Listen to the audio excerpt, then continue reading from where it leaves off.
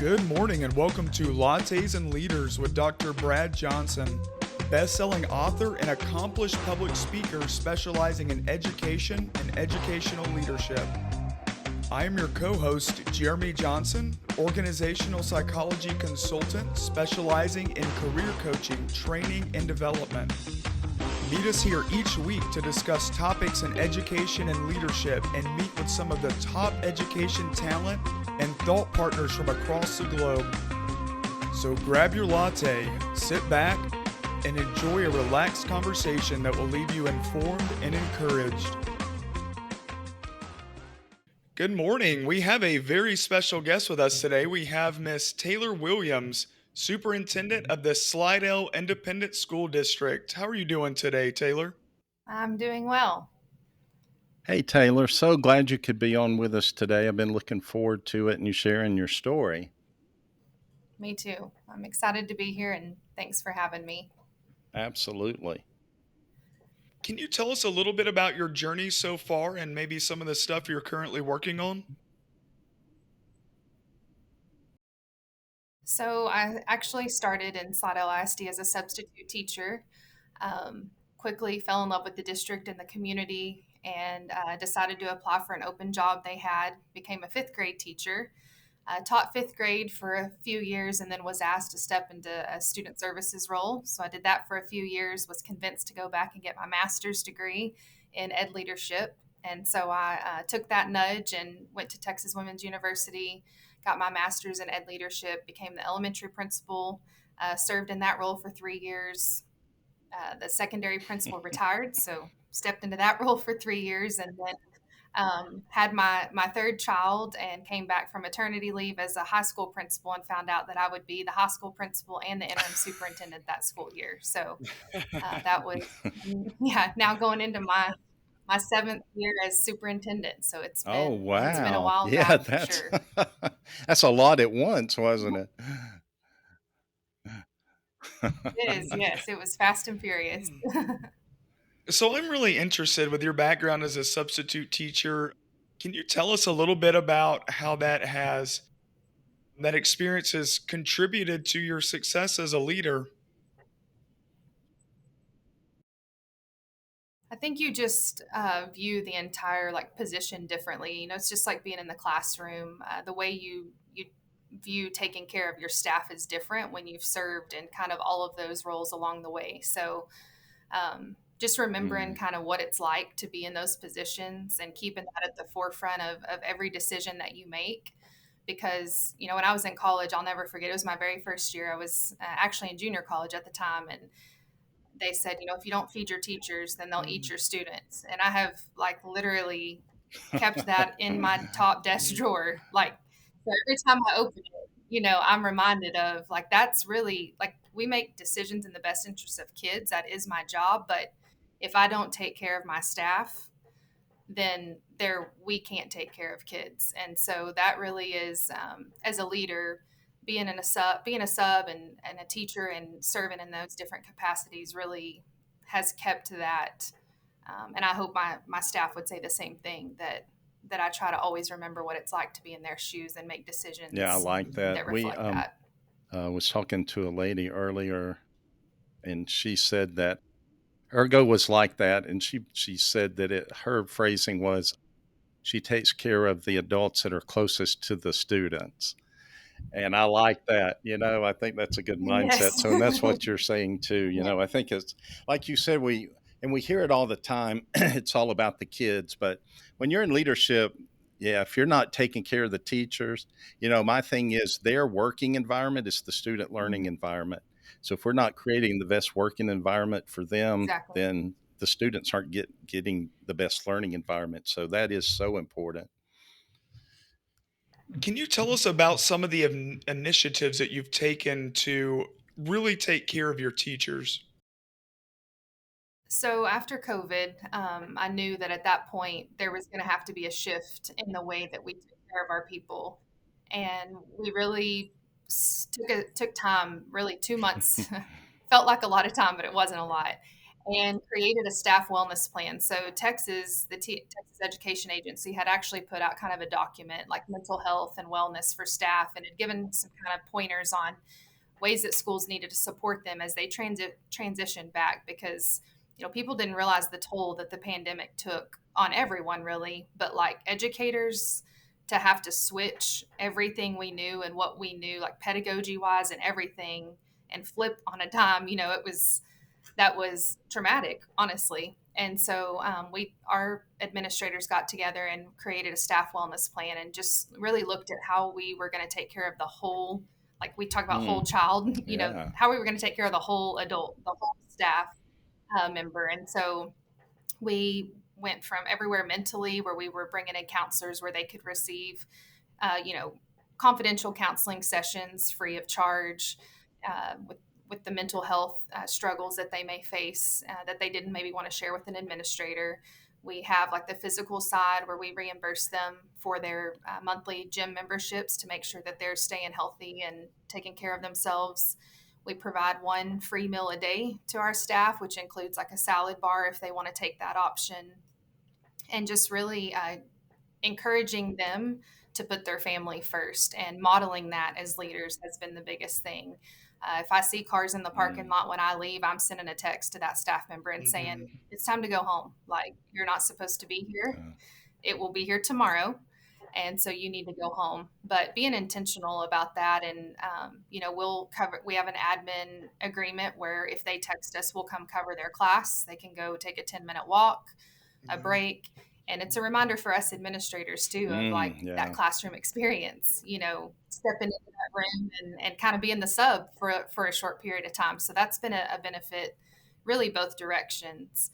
But in time, trying to give them time within the day that they're here, so they're not having to stay late after school, and being intentional about our scheduling practices, and not taking away instructional time, but staff meetings and things like that. Just not, we don't have staff meetings. Like, people always think I'm crazy when I say that, but I it's just not a practice that we have here. There are so many ways of communication that have proven to be effective, because I've been doing it for 6 years now, and there's just a lot better ways to spend our time. And so that's those are just some of I the things we've tried to absolutely be love that intentional with. because I've been in education 30 years, and I'm like probably 90% of the staff meetings in those 30 years were totally unnecessary.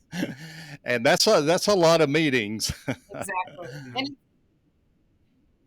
And it's a lot of time. And when you really sit back and look at like if you have like standing meetings and you calculate that time, I mean, it adds up. And you know I tell my staff, like, y'all are wives, you are moms, your dads, all that Mm, stuff is love that. first. Like, this Mm-hmm. is further down the list.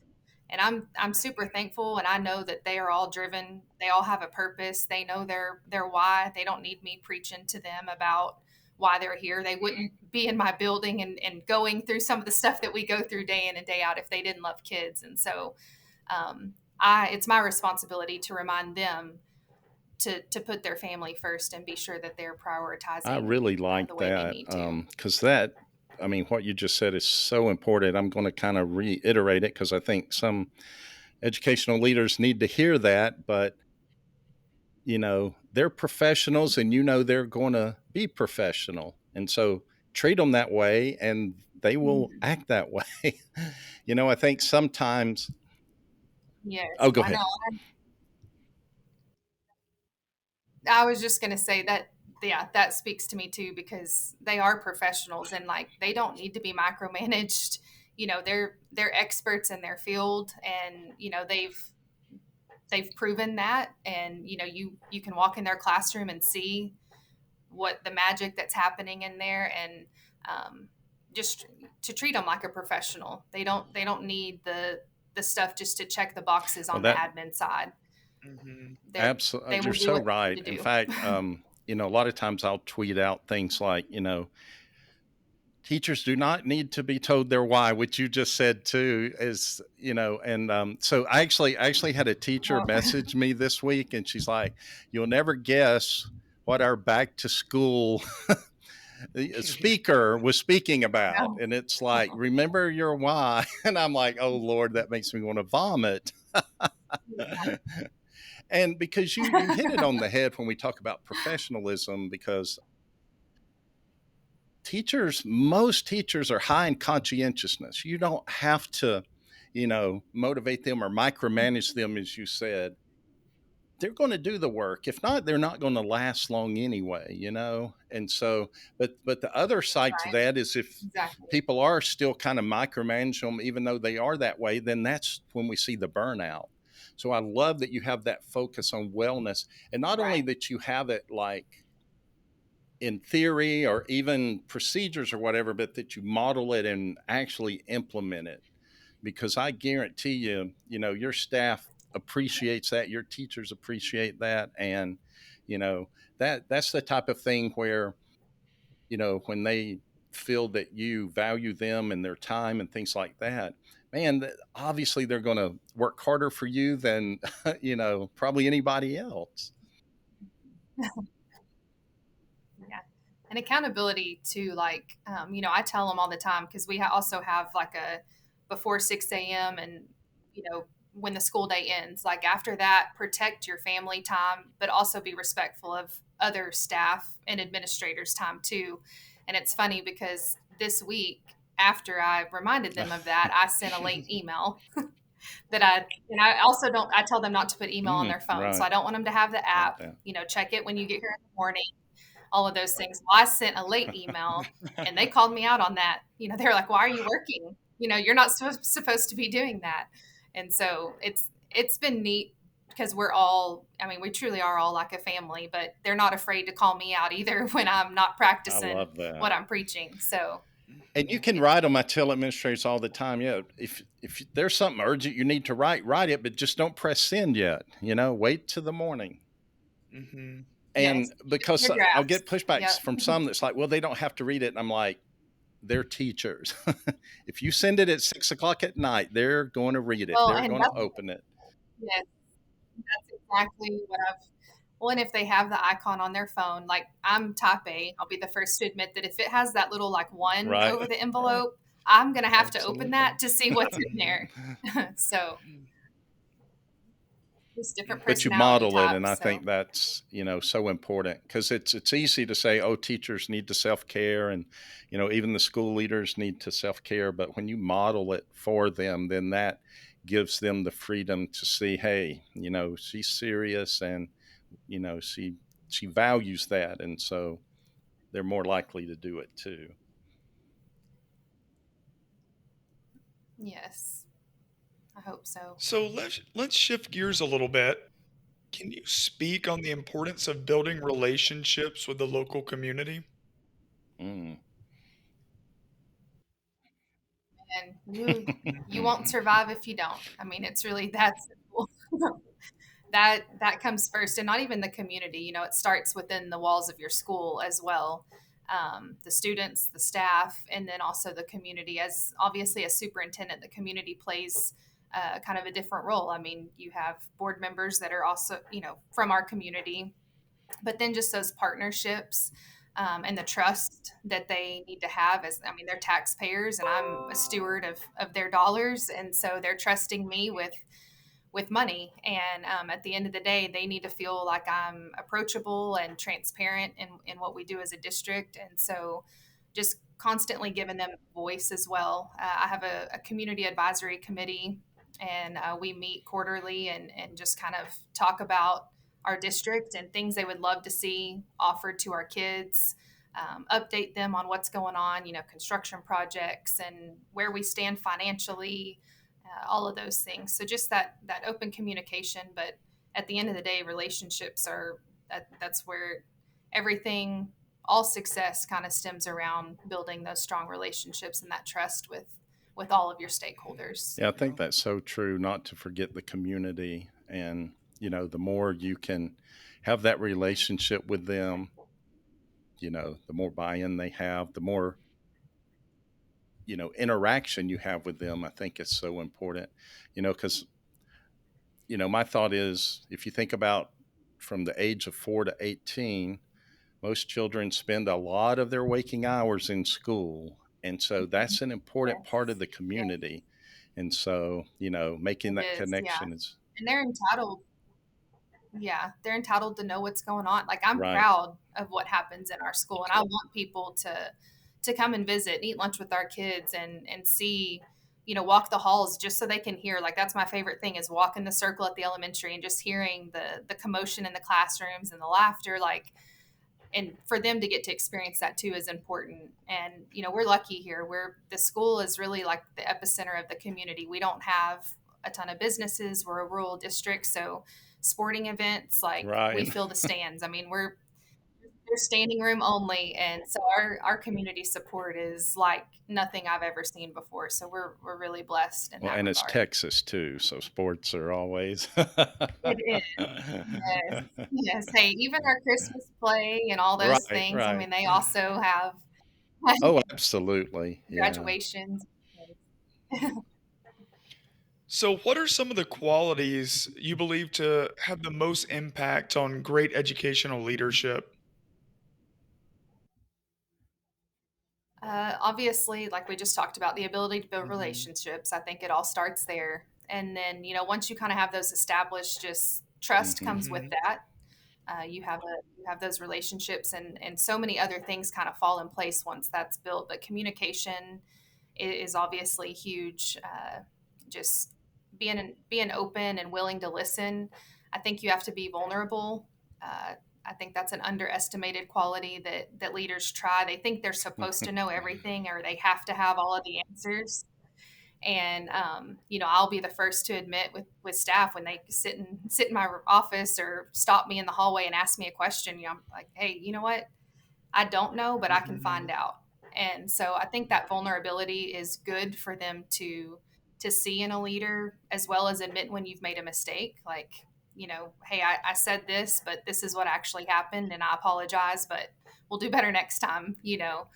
Mhm. Just I think that's something that's huge. That maybe, like I said, as leaders, it's hard to not feel like we're supposed to always have the answers, but I think, especially in education, there's just so much pressure, and everybody has an Mhm. opinion on education, and everybody went to Oh school, yes, so they're an expert.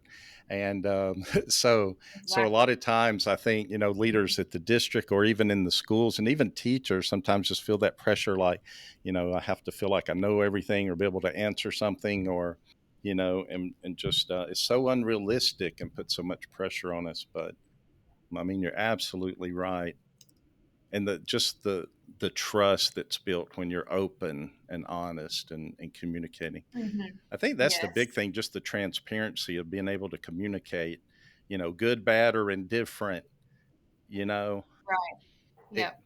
It's hard. I mean, you're a superintendent and you're in charge and they look to you for answers and to be the problem solver. It's hard to stand in front of that group and say, listen, like I made a mistake, but at the end of the day, I also remind them I'm a human and, some of these things we're experiencing for the first time or I'm experiencing those with y'all. Like we've had exponential mm, growth as far as enrollment. We've doubled in wow. 4 years.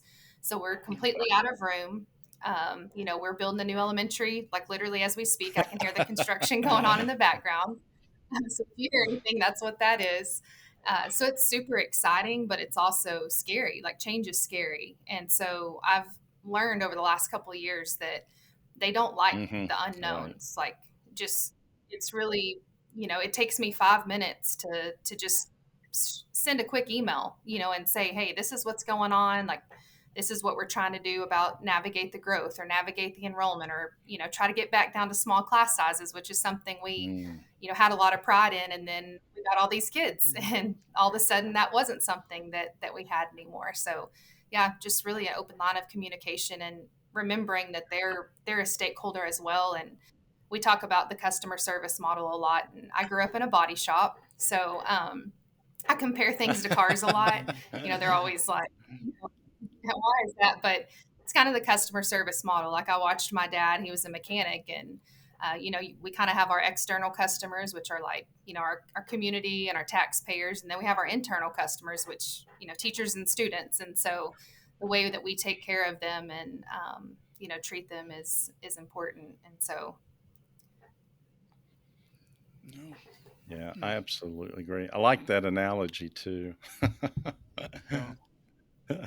yeah, I know. I'm always like, if just yesterday, actually, during convocation, I asked the staff, like, can you drive a Volkswagen like you do a Porsche? And they're like, why is everything always cars with you? Like, you have to remember my roots, where I came from. Like, and then I'll tell them, it doesn't matter what your model it is. Like, all cars need to be serviced. They all need to be taken care of. What's under the hood what's on the outside may look different than under the hood. Like, don't I make love that. assumptions. They're like, are you talking about kids, Susie? And I'm like, yes, we're really talking about kids and adults, but we're comparing them to vehicles because it's I love relatable. it. Okay, so this is a really fun one. Can you tell us about a teacher or two from your past that has had the greatest impact on your development? Oh man, let's think. There's so many, like literally just images are kind of popping up in my mind. As to narrow it down is tough, but probably in my younger years, so in first grade, and it really has nothing to do with academics, which I think is really kind of the purpose of me telling the story, because it talks about the Mm. importance of relationships, that it's not always Mhm. about that piece. My family was hit by a drunk driver, and I missed school for 6 weeks. My mom was in a coma for a long period of time, and I'll never forget my first grade teacher, who I adored anyways, but her showing up to my Oh, house with balloons and flowers and a card and just sitting with me. And she sat there and read all the books, that because it's first grade, you're learning to read, or in Texas that's what we're doing anyways. And she sat and read every book that I had missed, like, for because she knew I loved that part of her class.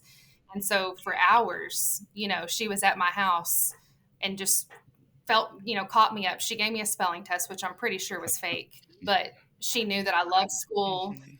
And so that was so impactful. And like, I literally can still picture everything about her in that moment, that she took that time to come and visit our family, she on her own time. It was obviously after school. And so that was really impactful. And then, as far as as I got older, I had a teacher in high school named Miss Powell, and she was U.S. history, and she was so hard, but we knew she loved us. And it's interesting how you can have those really tough teachers that, but you love them, they love you, and you want to work for them. And so, she would always tell us, make wise decisions every Friday when we left. And it's like, I knew she meant that. Like, she really, wanted what was best for us. And she was one of the ones that always like told me, like, I hope you're a oh, teacher one day. Like, education needs you. I hope you're a teacher one day. And honestly, in kindergarten, I decided I was going to be a teacher, and I never oh. changed my mind. Like, Wow. that was always my path. There was nothing else I ever wanted to do. And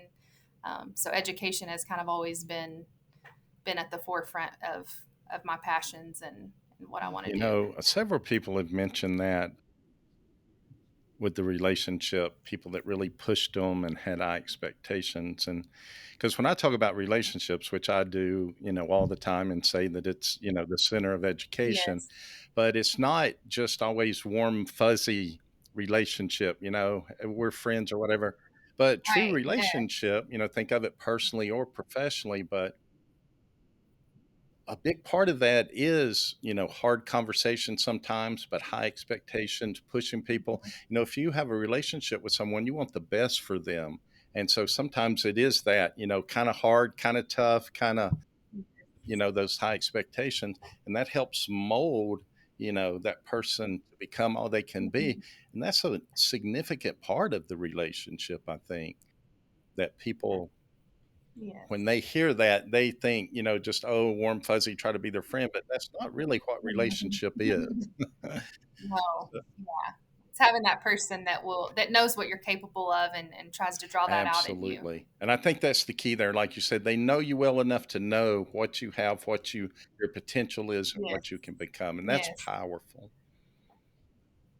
And I think as a leader, that's reflective in what I try to do with staff Absolutely. too. Like, look at those teacher leaders, and do like Gallup Right. Strengths Finder. Like we use those in our district and kind of create groups based on that and look at our leadership team and where we may have holes and things like that. But individualization is my number one strength.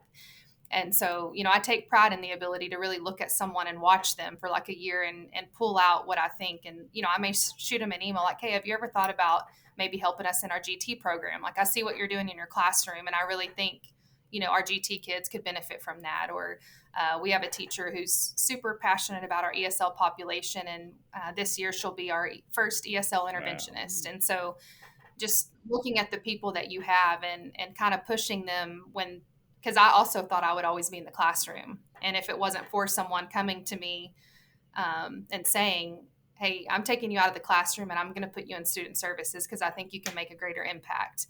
And I cried for 3 days. Like, I had no intention of leaving and did not want to leave. But ever since then, I've thought, I need to be, someone did it for me and I need to be that person for my staff. And so, really leaning into those teacher leaders who may not ever want to leave the classroom, and that's fine too. You need those people also, and so they're experts in their field, and just respecting them for that and pushing them to grow in that role as well.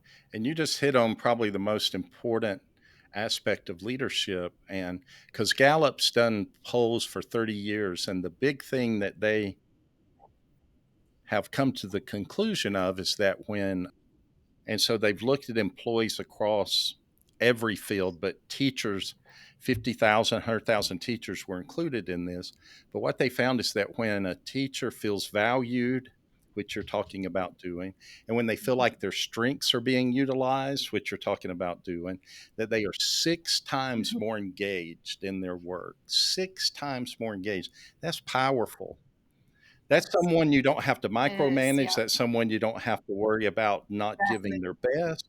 Those are the people that come in your office with the best ideas that your district has ever implemented, because you're just feeding that passion that they have. And that is the most rewarding part of this job. Obviously student success too, but like watching a teacher grow into, what they were meant to do, and just, it gives me chills and makes me teary just talking about it, because it's just fun to get to see that side of people and know that you had a small part in that, or that you maybe gave them the nudge that and the confidence that they needed to step into a role that's life-changing for kids. And at the end of the day, that's what we're here to do. Yeah, so. That's so good. That's so good. So you're an active board member for CASA. Can you tell us a little bit about the organization and some of the work that you've done in that role? Yeah, so CASA is the court-appointed special advocates. So they advocate for students that are in the foster care system. And we serve Wise and Jack counties, so 2 counties. And really my heart came, I have both personal and professional ties to the organization. So professionally, just advocating for kids in foster care is huge, because I've watched kids leave with nothing but a trash bag, and that's the most heartbreaking thing that you'll ever have to see. And so, CASA provides like a constant for those kids, because they're assigned an advocate that goes and eats lunch with them, may even go to doctor's appointments with them, but makes regular visits and really checks in on that child and what they need and what they want, because that's something that isn't always considered when it comes to making decisions about the lives of these kids. Their opinion isn't always asked for. And so what they do is just, the advocates is awesome. And then on a personal side, my younger sister is a foster parent. And so going through those classes, because I'm respite care for her, just really opened my heart to the need for those people to serve in that capacity. And obviously having a background in education, I felt like I could contribute to that board, knowing kind of the ins and outs of schools and how that worked. And so, it's been rewarding, but it's also extremely difficult, especially like foster care. I fall fast and hard for those babies that come in and out of my sister's house. I'll be the first to admit that. And so, letting them go is hard, but knowing that you were what they needed for that short period of time is what it's all about. Yeah, that's amazing. Yeah, we have Jeremy's cousin one of my nephews, they do foster care, and when they come in and out, it's like, yeah, it's Yeah, it it rips does. your It's heart so out. Like tough. there was a little boy that she had for 2 years, and since birth, so 0 to 2 years old, and that was probably one of the hardest things I've ever had to do in my life was Yeah. tell him bye. It's tough. So, are there any more pearls of wisdom that you would like to leave our listeners with? Oh man, I feel like I've touched on a lot, the relationship piece and just valuing your staff and acknowledging them as experts in their field and professionals, and then just encouraging them and you bring in your best self every day, and acknowledging that may look different some days for people.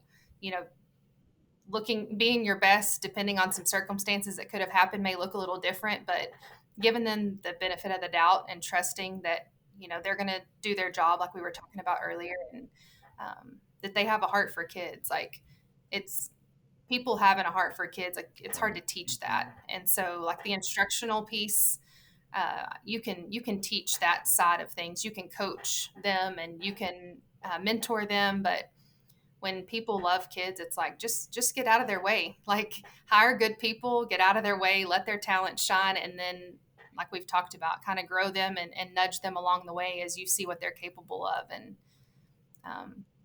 yeah, that's really Well, all I that's have. enough. That's so good and so true.